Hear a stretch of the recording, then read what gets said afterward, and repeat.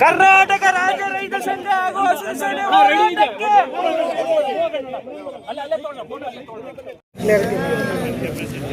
ನಾವಿವತ್ತು ವಿಧಾನ ಪರಿಷತ್ ಚುನಾವಣೆ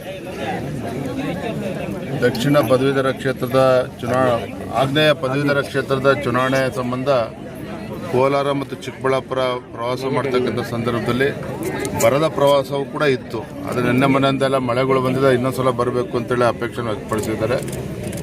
ಭಾಳ ಪ್ರಮುಖವಾಗಿ ಇದು ಚಿಕ್ಕಬಳ್ಳಾಪುರ ಜಿಲ್ಲೆಯ ಶಿಡ್ಲಘಟ್ಟ ವಿಧಾನಸಭಾ ಕ್ಷೇತ್ರ ವ್ಯಾಪ್ತಿಯಲ್ಲಿ ಹೆಣ್ಣಂಗೂರು ಕೂಡ ಸೇರಿದಂತೆ ಸುಮಾರು 13 ಗ್ರಾಮಗಳನ್ನು ಒಳಗೊಂಡಿರ್ತಕ್ಕಂಥ ರೈತರನ್ನು ಒಕ್ಕಲೆಬ್ಬಿಸುವ ಕೆಲಸ ಕಾಂಗ್ರೆಸ್ ಸರ್ಕಾರ ಮಾಡ್ತಾ ಇದೆ. ನಾವು ಮಾತಾಡ್ತಾ ಇದ್ವಿ, ಇಲ್ಲೂ ಕೂಡ ನಮ್ಮ ತಾಯಂದ್ರೆಲ್ಲರೂ ಕೂಡ ಕಣ್ಣೀರು ಹಾಕ್ತಾ ಇದ್ದಾರೆ.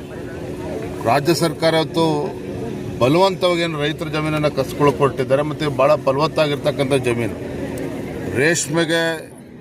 ರೇಷ್ಮೆಗಾರಿಕೆಯಲ್ಲಿ ಹೆಚ್ಚು ಮಾಡ್ತಾರೆ, ಹಣ್ಣು ತರಕಾರಿಗಳನ್ನು ಬೆಳೀತಾರೆ, ಹೈನುಗಾರಿಕೆ ಇಲ್ಲಿ ನಡೀತದೆ. ಇಷ್ಟೆಲ್ಲ ಇದ್ದರೂ ಕೂಡ 70-80-90% ಅಷ್ಟು ರೈತರು ಇದಕ್ಕೆ ವಿರೋಧ ವ್ಯಕ್ತಪಡಿಸಿದ್ರು ಸಹ ಈ ರೀತಿ ಜಮೀನನ್ನು ಕಸ್ಕೊಳ್ಳೋಕ್ಕೆ ಹೊರಟಿರ್ತಕ್ಕಂಥ ರಿಯಲ್ ಎಸ್ಟೇಟ್ ದಂಧೆಯಲ್ಲಿ ಇವತ್ತು ಹೊರಟಿರುವಂಥದ್ದು. ಹಾಗಾಗಿ ಇವತ್ತು ರೈತರು ಬೀದಿಗೆ ಬಂದಿರುವಂಥದ್ದು. ನಾನು ಇವತ್ತು ನಮ್ಮ ತಾಯಂದರಿಗೆ, ರೈತರಿಗೆ ಎಲ್ಲರೂ ಕೂಡ ನಾವು ಭರವಸೆನ ಕೊಟ್ಟಿದ್ದೇವೆ. ಭಾರತೀಯ ಜನತಾ ಪಾರ್ಟಿ ಇವರ ಹೋರಾಟದ ಜೊತೆ ನಾವು ಇರ್ತೇವೆ. ಸದನದಲ್ಲೂ ಕೂಡ ಇದ್ರ ಪರವಾಗಿ ಧ್ವನಿಯನ್ನು ಎತ್ತೇವೆ ನಾವು.